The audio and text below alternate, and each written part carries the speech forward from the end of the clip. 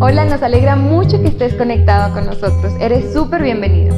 Si es la primera vez que te conectas, te invitamos a que ingreses al link que está en la descripción y nos dejes tus datos. Nos encantaría poder hablar contigo. Y llegó el momento de disponer nuestro corazón y prepararnos para lo que Dios tiene hoy.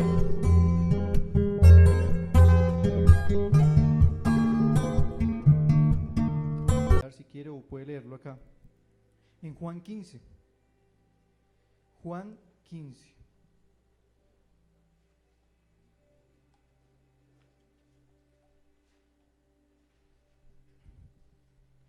Tremendo ese tiempo de adoración, ¿no?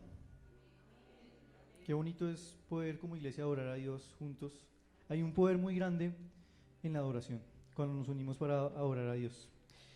Juan 15, lo voy a leer en Nueva Traducción Viviente, dice así: yo soy la vid verdadera.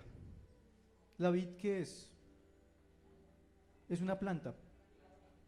Yo soy la vid verdadera y mi Padre es el labrador. Vamos a leer el versículo 4. Permanezcan en mí y yo permaneceré en ustedes. Pues una rama no puede producir fruto si la cortan de la vid o de la planta. Y ustedes tampoco pueden ser fructíferos a menos que permanezcan en mí. Ciertamente yo soy la vid, ustedes son las ramas. Los que permanecen en mí y yo en ellos producirán mucho fruto, porque separados de mí no pueden hacer nada. ¿No pueden hacer qué? Nada. Versículo 6. Y el que no permanece en mí es desechado como una rama inútil y seca. Todas esas ramas se juntan en un montón para quemarlas en el fuego. Vamos a dejarlos ahí. Una frase importante de lo que estamos leyendo aquí, de lo que Jesús está diciendo. Recuerden que en algunos domingos estamos hablando un poco acerca de los yo soy de Jesús, de cómo Jesús se vino a mostrar de una manera más profunda. Y en esta ocasión Él dice: yo soy la vid verdadera, ¿cierto? Ese es el tema del que vamos a hablar hoy. Y hay una palabra muy especial que dice allí: separados de mí no pueden hacer nada, ¿cierto? Separados de mí. Ahora quiero que usted traiga a su memoria, ¿cuántos de ustedes crecieron en una familia? Todos, ¿cierto? Diferentes tipos de familia, pero todos crecimos en una familia. Quiero que traiga a su memoria el día que usted se independizó de su casa. Quiero que usted recuerde el día que usted se independizó de su casa. El día que usted se independizó de su casa. Digamos, ahorita como, bueno, no sé, en generaciones pasadas, yo digamos le preguntaba a mi abuelita cómo se independizó y por qué. Hablar con los abuelitos es chévere, ¿no? Porque tiene muchas historias y eso es chévere. Entonces, antes, no sé si ustedes lo escucharon de esa manera, pero antes la gente se independizaba mucho por maltrato dentro del hogar. O sea, como que los papás los maltrataban demasiado y como que se iban súper jóvenes de la casa. Y el primer, digamos, si era una chica, el primer man que iba y le preguntaba la hora, con ese se iba. Antes sucedía eso. Pues eso fue la historia de mi abuelita, no sé sus abuelitos, pero así fue mi abuelita. La abuelita, ¿y usted a qué edad tuvo novio? Yo no, a los 14 años ya tenía hijos. Y yo, diablo, señorita. Tremendo. Pero antes se independizaban a veces por esos motivos. No quiero decir que todo el mundo, pero a veces sucedía eso. Ahora, ¿cuántos tienen acá hijos adolescentes o jóvenes? Levanten su mano si tiene hijos adolescentes o jóvenes. O cuando usted fue un joven o un adolescente, le va a recordar esto. Uno le daba la pataleta y decía: me voy, ¿cierto? Así hacia los, no sé, 16 años, 15 años, me voy de la casa. Mamá, papá, me voy, ya no aguanto más. Y muchas veces las razones que uno tenía para independizarse era, quiero vivir bajo mis propias reglas. No me gustan las reglas de esta casa, quiero vivir bajo mis propias reglas. ¿Cómo así que en esta casa toca lavar la loza? ¿Cómo así que en esta casa se lava la loza? No, yo quiero vivir en mis propias reglas y en mis propias reglas no existe eso de lavar la loza. No quiero que nadie me diga nada.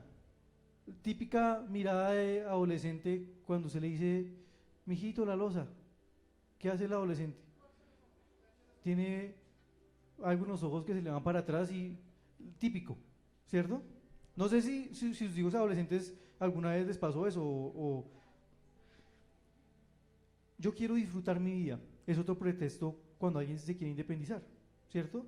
Yo aquí en mi casa no puedo disfrutar mi vida, me voy porque quiero disfrutar mi vida. Yo quiero tomar las riendas de mi vida, no quiero que nadie me diga cómo tengo que hacerlo. ¿Cómo es posible que en esta casa uno tenga que levantarse a las 11 de la mañana? No lo puedo creer, yo quiero tomar las riendas de mi vida. Yo quiero tomar mis decisiones. Eso es otro motivo para uno independizarse, ¿cierto? O sea, uno pensaba, yo me quiero independizar porque yo quiero tomar mis decisiones. ¿Cuántos de ustedes cuando se independizaron de pronto tuvieron alguno de esos motivos, sinceramente? ¿Nadie? Uy, acá todo el mundo es santo, todo el mundo dijo… Claro, en cierta manera todos fuimos motivados por algo de esto, posiblemente, ¿cierto? O yo quiero vivir mi vida como la vive tal persona. Yo no quiero vivir mi vida como la vivimos acá, sino que yo quiero vivir como, mire cómo vive esa persona, allá ahorita que está en las redes sociales, me gusta cómo vive esa persona, yo quiero vivir así, porque tengo que vivir como se vive en mi casa. Entonces, por diferentes razones, motivos, circunstancias, cada uno de nosotros se ha independizado. La mayoría, 99.8%. No es que estemos echando acá vainas, ¿no? Da la mamá ahí. Ese es el momento para que usted aproveche y le meta un codazo a su hijo si no se ha independizado. Cha, cha. Listo. Y yo quiero contar o recordar un poco, porque sé que muchos la conocen muy bien, la historia de Israel, del pueblo de Israel. Por allá, en los años 1900, cuando el tirano manda… No, mentiras, ya, si sabes aprender la canción ya tiene que ir más a la iglesia. 1900 años antes de Cristo, 1900 años, por allá aproximadamente, Dios bendice a Jacob y le cambia su nombre, ¿cierto? ¿Y cómo le pone? Israel. Y allí, en cierta manera, se da el inicio de la nación de Israel, podríamos decir. Hay historia más para atrás, pero podríamos decir que ahí se da inicio a la nación de Israel como tal. Y entonces, al inicio, allá en los tiempos de Israel, luego de los tiempos de Israel, para que usted se ubique, viene por allá José, luego pasa un tiempo de esclavitud del pueblo de Israel en Egipto y aparece un mancito que se llama Moisés, ¿sí lo ha escuchado por ahí? Luego de Moisés viene Josué, no sé si antes dije Josué, pero es José, el anterior, pero luego viene Josué después de Moisés, ¿cierto? Y en esos tiempos Dios elegía a algunas personas para direccionar a su pueblo, como lo hizo con Moisés, ¿cierto? En medio de su pueblo, Dios, ¿qué le dio a Moisés? Unos parámetros, una ley, ¿cierto? Básicamente dijo, en esa familia vamos a vivir así. Esto es lo que va a suceder en esta casa. Y dio los 10 mandamientos, ¿cierto? Luego de esto, llegaron unos jueces al pueblo de Israel. Llegó una temporada de jueces, como, digámoslo así, como presidentes, pero aunque esos jueces, esos jueces estaban distribuidos en varios lados de Israel. Muchos de esos jueces estaban al mismo tiempo, si no estoy mal, creo que fueron 12 jueces en todo el periodo. Pero Dios utilizaba a esos jueces. Pero mire lo que sucedió, vamos a leerlo en Jueces 2, 16. Entonces el Señor levantó jueces para rescatar a los israelitas de la mano de sus agresores. Sin embargo, Israel no hizo caso a los jueces. Básicamente hizo como un adolescente, levantó los ojos, no quiero hacer caso, sino que se prostituyó rindiendo culto a otros dioses, que pronto se apartaron del camino de sus antepasados, los cuales habían obedecido los mandatos del Señor. Cada vez que el Señor levantaba un juez sobre Israel, Él estaba con ese juez, o sea, Dios estaba con ese juez, y rescataba al pueblo de sus enemigos durante toda la vida del juez, pues el Señor tenía compasión de su pueblo, que estaba sobrecargado de opresión y sufrimiento. Pero al morir el juez, la gente no solo volvía a sus prácticas corruptas, sino que se comportaba peor que sus antepasados, o sea, cada vez peor. Seguía a otros dioses, los servía, les rendía culto. Además, se negaba a abandonar sus prácticas malvadas y sus tercos caminos. Luego de ese tiempo de los jueces, el pueblo de Israel seguía con los jueces que Dios había estipulado, pero un día el pueblo de Israel también dijo: me quiero independizar. Le entró la adolescencia y dijo: me quiero independizar, estoy cansado de estas normas. ¿Cómo así que no matarás? Me quiero independizar, no estoy de acuerdo con esto. Por allá, ¿en qué año les conté que había iniciado esto? En los años 1900. Por allá, en el año 1050, aproximadamente, o sea, 800 años habían pasado, se cansaron, dijeron: nos independizamos. Entonces, ¿qué sucedió? Vamos a leerlo en 1 de Samuel 8, 4 al 9. Mire, les estoy resumiendo 2000 años de historia. Dice 1 Samuel 8, 4 al 9. Finalmente, recuerdan que estaban con los jueces todavía, ¿cierto? Finalmente todos los ancianos de Israel se reunieron en Ramá para hablar del asunto con Samuel. Samuel era el juez de turno. Mira, Samuel, le dijeron, tú ya eres anciano y tus hijos no son como tú. Esos hijos de ese man eran terribles. Por ahí como una noticia de esta semana, pero no quiero hablar de eso. Danos un rey para que nos juzgue así como lo tienen las demás naciones. ¿Qué dijeron ellos? Nos cansamos de vivir bajo las normas de esa casa, queremos independizarnos y ser igual a ellos. No queremos hacerlo a la manera de Dios, como Dios lo estipuló. Me voy. Samuel se disgustó con esa petición y fue al Señor en busca de orientación. Haz todo lo que te digan, respondió el Señor, porque me están rechazando a mí y no a ti. Ya no quieren que yo siga siendo su rey. Tremendo ese cambio de reino que estaban pidiendo. Desde que los saqué de Egipto me han abandonado continuamente.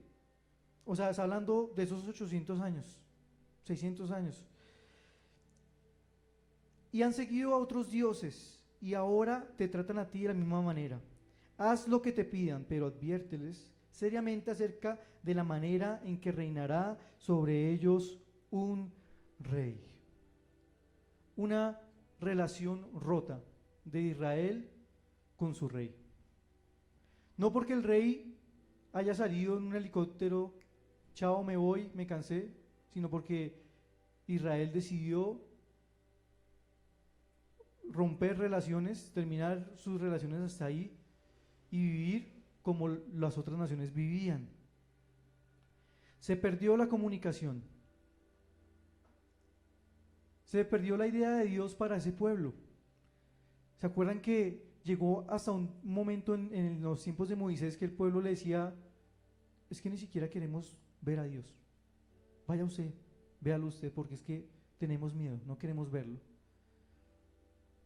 Imagínense cómo se rompió esa comunicación. Y así como sucedió con Israel, nos sucedió a nosotros. Porque el pecado rompió la cercanía con el Padre. Hubo un distanciamiento que el pecado hizo entre el hombre y Dios y su Creador. No por un Padre ausente, sino porque el Hijo decidió tomar su camino. O sea, nosotros decidimos tomar nuestras propias decisiones, ¿cierto? Y hacerlo a nuestro modo. Esto me recuerda mucho a la historia del hijo pródigo. Un hijo que estaba en casa, todas las comodidades, todo espectacular, desayunito todas las mañanas, mijito, le ponían la cobijita para dormir, un piquito en la frente, o sea, el hijo pródigo así. Un día me quiero ir, quiero tomar mis decisiones. Así estaba sucediendo con el pueblo de Israel y así sucedió con nosotros por el pecado. Pero en ese proceso nosotros nos sentimos como huérfanos. Repito, no porque el padre, normalmente un huérfano es porque el padre lo decidió, en la mayoría de ocasiones, pero en este caso es porque el hijo decidió caminar como huérfano, teniendo un padre allí. Y en esa orfandad que hemos decidido o que decidimos por nuestro pecado, entonces nosotros nos creamos una vida independiente, una vida autosuficiente. Normalmente un huérfano tiene que hacer cosas que no debería hacer a su edad. Tiene que exponerse a cosas que no debería exponerse a su edad. Porque si estuviera en casa, no tendría que someterse a eso, ¿cierto? Eso sucede con un huérfano. Pero entonces, eso sucedió con nosotros. Pero mire que Jesús fue la vid que reconcilió nuestra relación con el Padre. El pueblo de Israel, ¿por qué Jesús dijo yo soy la vid? Porque en muchas ocasiones se relacionó el pueblo de Israel con esta mata, con esta planta, con una vid. Por eso Jesús dijo, yo soy la vid verdadera, pero apartados de mí, ustedes no pueden hacer nada. O sea, yo soy la vid, pero es importante que se unan a mí, que se reconcilien. Jeremías 2:21 dice, te planté de vid escogida, le estaba hablando Dios a Israel, simiente verdadera toda ella. ¿Cómo pues te has vuelto sarmiento o te has vuelto rama de una vid extraña de otra planta? Hay tres cosas que quiero compartir sobre este capítulo donde Jesús dice que Él es la vid verdadera. Lo primero es que hay un propósito muy claro para tu vida. Juan 15:4 dice, los que permanecen en mí y yo en ellos ¿producirán qué? Mucho fruto. ¿Producirán qué? Mucho fruto. Juan 15:16 dice, ustedes no me eligieron a mí, yo los elegí a ustedes, les encargué que vayan y produzcan frutos duraderos. Entonces, lo primero es que tú tienes un propósito y es ser fructífero. Ser fructífero. Repita por favor, ser fructífero. Tú tienes ese propósito. Ahora, cuando pensamos en ser fructífero, de pronto lo primero que se nos viene a la cabeza es plata. Pero ser fructífero tiene que ver con experimentar la obra del Espíritu Santo en nosotros y ser como Jesús en todas las áreas de nuestra vida. Ser fructífero en tu área emocional es experimentar la obra del Espíritu Santo en tus emociones y ser cada día más como Jesús. Ser fructífero en tu área sexual es experimentar la obra del Espíritu Santo en esa área de tu vida y que el carácter de Jesús esté en ti, en cada área de la vida. Ser fructífero en nuestra área económica es experimentar la obra del Espíritu Santo en la área económica y ser como Jesús. Y recordando cómo es la obra del Espíritu Santo, Gálatas 5:22 dice que Él hace que en nosotros se produzca o haya ese amor, ¿cierto? Esa alegría, esa paz, esa paciencia, esa gentileza, bondad, fidelidad, humildad, ese control propio. Ser fructíferos es que yo tengo control de mis emociones, por ejemplo. Ser fructíferos es que tengo el control, que doy el control a Dios de mi vida para poder llevar una vida correcta, para poder sostener un matrimonio, para sostener una relación. Eso es ser fructíferos. Entonces, lo primero que podemos aprender de esto hoy es que hay un propósito en cada uno de nosotros. Él nos ha llamado a ser fructíferos. Ahora la pregunta es, ¿nuestra vida se está fructificando? En todas las áreas. Porque ese es el propósito de Él para nosotros. Lo segundo, dice, lo segundo es, tenemos que acercarnos a Él. Porque dice, los que permanecen en mí, ¿cierto? Tenemos que acercarnos a Él. Mire lo que dice Santiago 4:8. Acérquense a Dios y Dios se acercará a ustedes. Cuando dice la palabra acérquese a Dios, está hablando de algo práctico, o sea, de una acción, ¿cierto? De decisiones que me acercan a Él. Cuando yo me acerco, si yo me acerco a ustedes, me estoy alejando de esta pared. O sea, acercarse también tiene que ver con alejarse de muchas cosas, dejar atrás muchas cosas. Acercarse a Dios es correr hacia Él soltando muchas cosas, alejándose de muchas cosas. O sea, son decisiones prácticas. ¿Cómo me acerco a Dios? ¿Cómo creen que nos podemos acercar a Dios? Hay muchas maneras. Eso que usted está haciendo hoy es una manera como usted se puede acercar a Dios. Usted pudiera estar en su casa en ese momento, pero usted hoy decidió venir a este lugar porque usted quiere acercarse a Dios. Y eso es muy bonito, lo felicito por eso. Porque en su corazón hay un deseo y una necesidad de acercarse a Dios. Eso es una manera, como estamos aquí en comunidad, es una manera de acercarnos a Dios. Nos acercamos a Dios, la manera más práctica, más fácil, es acercándonos a su palabra. La más sencilla y la más profunda de todas. Leyendo su palabra. Pero ese es el segundo punto, acercarnos a Dios. Pero el tercero es otro nivel. Porque dice ahí, si ustedes permanecen en mí. Una cosa es acercarse, pero otra es permanecer.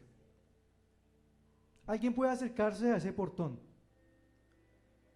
pero que permanezca es otra cosa diferente. Me gusta mucho hay una versión en inglés, obviamente no lo voy a decir en inglés porque no los quiero descrestar con mi nivel de inglés, pero me gusta mucho cómo lo dice, de verdad, es hermoso. Si alguno de aquí entiende un poco inglés, le recomiendo esa versión. Se llama The Message. ¿Listo? No sé si lo pronuncié bien, me perdonan los bilingües. Dice, voy a decirlo en español como lo dice en esa versión. Dice, vive en mí. Juan 15:4. Vive en mí. Haz tu hogar en mí como yo lo hago en ti. Así como una rama no puede dar uvas por sí sola, sino unido a la vid, así tampoco vosotros podéis dar fruto si no estáis unidos conmigo. Yo soy la vid, ustedes las ramas. Cuando estás unido conmigo y yo contigo, la relación es íntima y real. Y real, ¿no? No irreal, sino paso saliva, real. La cosecha seguramente será abundante. Separados no puedes producir nada. Cualquiera que se aparte de mí es madera muerta, recogida y arrojada a la hoguera. Bonita esa versión, ¿no? Vive en mí, habita en mí. Eso es permanecer en Él. Permanecer en Dios no es solo tener la intención de acercarse, es decir, quedarse. es decir, habitar en su profundidad. Eso es otro nivel.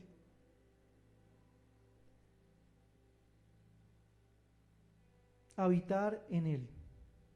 Si ustedes permanecen en mí y mis palabras permanecen en ustedes, pueden pedir lo que quieran y les será concedido.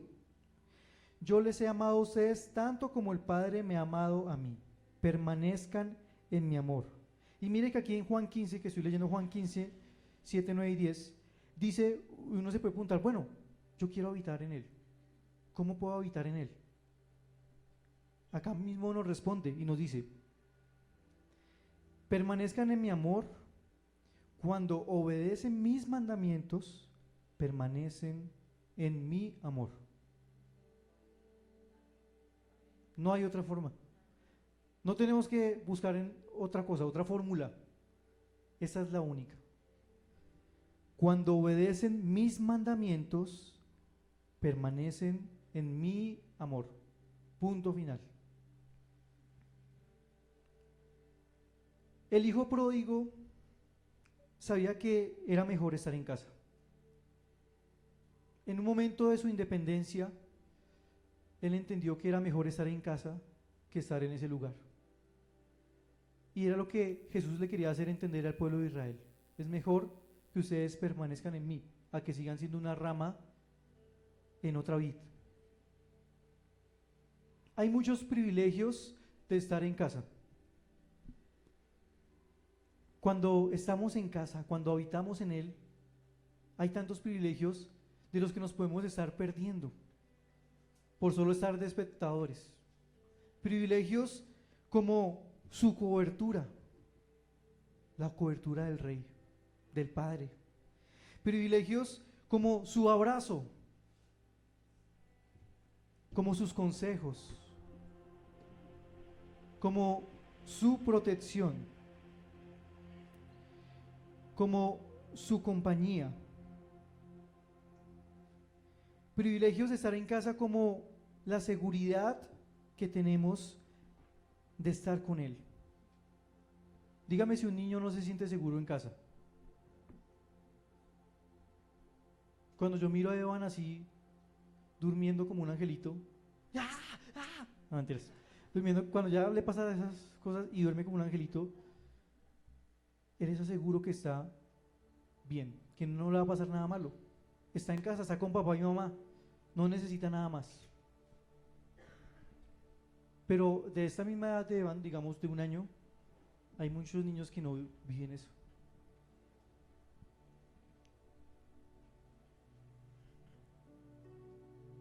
Y nosotros tenemos la posibilidad de permanecer en Él. Y esa es la invitación de esta mañana. Él no solo quiere invitarte a que te acerques a Él, Él quiere que permanezcas en Él. Así que yo te invito a que te pongas en pie en esta mañana. Cuando permanecemos en Él, hay tantas cosas tan lindas. Cuando permanecemos en su cobertura, bajo la sombra del Altísimo, del Todopoderoso, allí encontramos consuelo, encontramos seguridad, encontramos plenitud.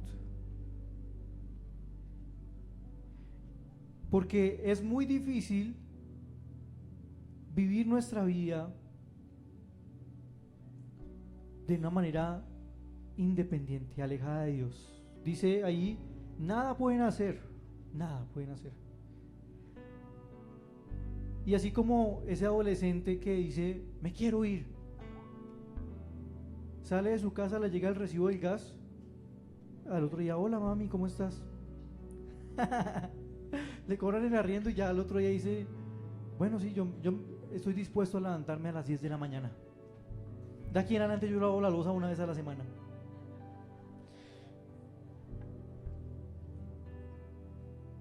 No sé si usted ha vivido en independencia en muchas áreas de su vida, pero uno se da cuenta y uno dice, no hay nada mejor que estar en casa. La casa tiene unas reglas, como todas las casas. Pero estas reglas son por amor. Estas reglas no nos llevan a vivir una vida triste, amargada. Estas reglas nos llevan a vivir una vida plena, una vida segura.